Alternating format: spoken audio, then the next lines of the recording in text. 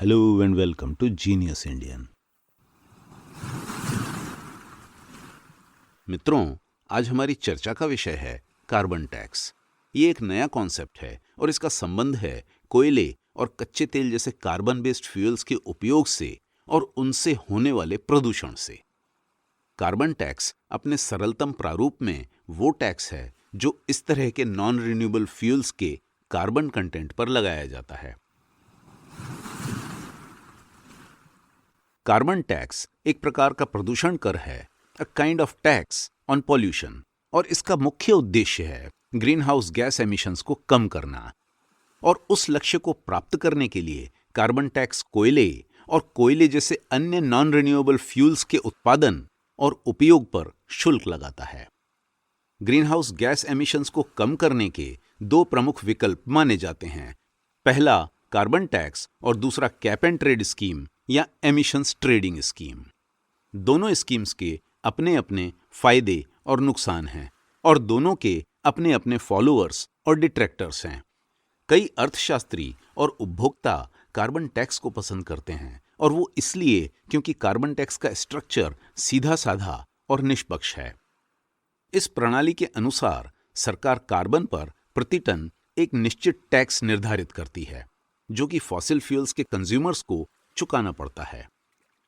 इस extra tax की वजह से फॉसिल फ्यूल्स की कीमत बढ़ जाती है, और ये बढ़ी हुई कीमत उपभोक्ताओं को दूसरे alternative eco friendly fuel sources को उपयोग करने के लिए प्रेरित करती है। फॉर एग्जाम्पल, हमारे देश में सन 2019 तक कोयले पर 400 रुपए प्रति टन कार्बन टैक्स लगाया जाता था, और हमारे देश में इसका नाम था clean energy cess. Carbon tax का एक साइलेंट बेनिफिट ये है कि ये अल्टरनेटिव एनर्जी की कीमत को ज्यादा अट्रैक्टिव बनाता है, ज्यादा कॉस्ट कॉम्पिटिटिव बनाता है। इस टैक्स की वजह से लोग दूसरे एनर्जी सोर्सेस के बारे में सोचने को मजबूर होते हैं और उन्हें अफोर्ड कर पाते हैं। दूसरे शब्दों में, कार्बन टैक्स का प्रारूप नेगेटिव एक्सटर्नलिटीज पर टिका हुआ है। नेगेटिव एक्सटर्नलिटीज वे कॉस्ट्स होती हैं जो हमारे पर्यावरण को कुछ लोगों द्वारा किसी गलत चीज के उत्पादन की वजह से सहनी पड़ती हैं। नेगेटिव एक्सटर्नलिटीज वे कॉस्ट्स हैं जो किसी प्रोडक्ट की प्रोडक्शन प्रोसेस के दौरान हुई एनवायरनमेंट या दूसरे रिसोर्सेज की बर्बादी की वजह से होती हैं। फॉर एग्जाम्पल, जब एक इंडस्ट्रियलिस्ट किसी केमिकल डाई का प्रोडक्शन करता है, तो उसके प्रोडक्शन के दौरान वो जिन अनट्रीटेड केमिकल्स और एफ्लुएंट्स को अपनी फैक्ट्री के पास बहने वाली नदी में डिस्चार्ज कर देता है, तो उससे उस नदी का पानी प्रदूषित होता है, जिससे उस नदी के पानी पीने वाले लोगों के स्वास्थ्य पर बुरा असर पड़ता है।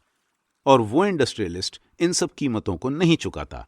वो अपनी डाइज के प्रोडक्शन से पैसा कमाता रहता है और बाकी लोग उसकी वजह से हुए नुकसान का बोझ उठाते रहते हैं।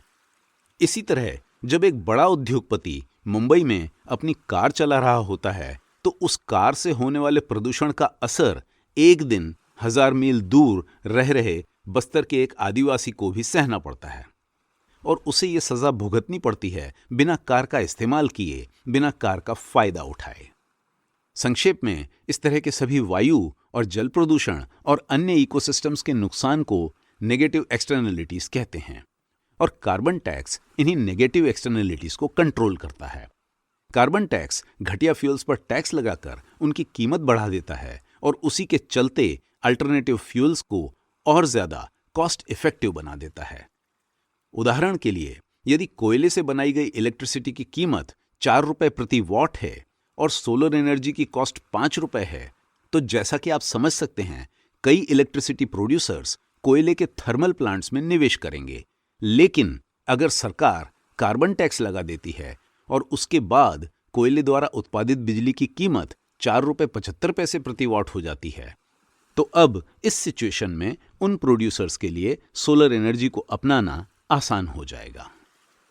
जैसा कि हम समझ सकते हैं, कार्बन टैक्स से गवर्नमेंट को रेवेन्यू की प्राप्ति होती है, जिसका उपयोग सरकार विकास कार्यों के लिए कर सकती है या फिर अपने नागरिकों पर लगाए जाने वाले अन्य टैक्सेस में कमी कर सकती है। फॉर एग्जाम्पल, कनाडा की सरकार कार्बन टैक्स से होने वाली एक्स्ट्रा इनकम से लोगों को आयकर में छूट देती है। कैनेडियन लोगों को बिजली के लिए कुछ ज्यादा बिल चुकाना पड़ता है, लेकिन एट द सेम टाइम उनको इनकम टैक्स में रियायत मिलती है। इसी तरह हमारे देश की सरकार ने सन 2010 में 1 टन कोयले पर 50 रुपए कार्बन टैक्स लगाना शुरू किया और फिर सन 2014 में इसे बढ़ाकर 100 रुपए कर दिया और फिर 2015 में 200 रुपए और 2017 तक ये 400 रुपए पर पहुंच गया। अब 100-200 रुपए सुनने में भले ही कुछ खास नहीं लगें, लेकिन हमें याद रखना चाहिए कि हर साल हमारा देश लगभग 60 करोड़ टन कोयला जलाता है, तो टैक्स इतना कम होने के बावजूद उससे काफी बड़ी रकम हासिल होती है।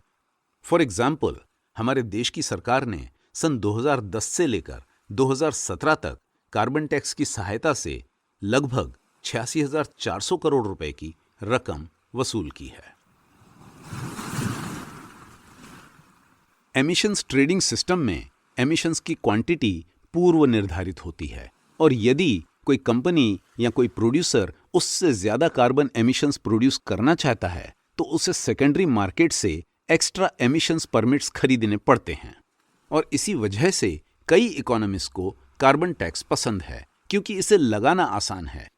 आप ज्यादा कोयला जलाओ तो आप ज्यादा कार्बन टैक्स भरो, आप कम नॉन रिन्यूएबल फ्यूल्स का यूज करो तो कम टैक्स भरो, एज सिंपल एज दैट।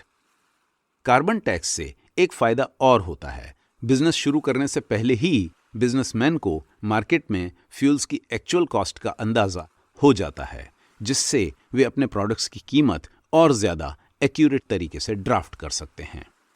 और इसीलिए आज की तारीख में कई देशों की सरकारें कार्बन टैक्स का इस्तेमाल करती हैं। टैक्स का प्रारूप अलग हो सकता है। कुछ देशों में इसे पावर कंज्यूमर्स पर लगाया जाता है, तो कुछ देशों में उत्पादकों पर। फॉर एग्जाम्पल, स्वीडन में कार्बन टैक्स कंज्यूमर्स पर लगाया जाता है और वहां भी विभिन्न कंज्यूमर्स को डिफरेंट रेट्स लगाए जाते हैं। इंडिविजुअल कंज्यूमर्स को अलग रेट और कंपनीज और कॉरपोरेट्स को अलग रेट। तो मित्रों, ये तो था कार्बन टैक्स पर एक छोटा सा डिस्कशन।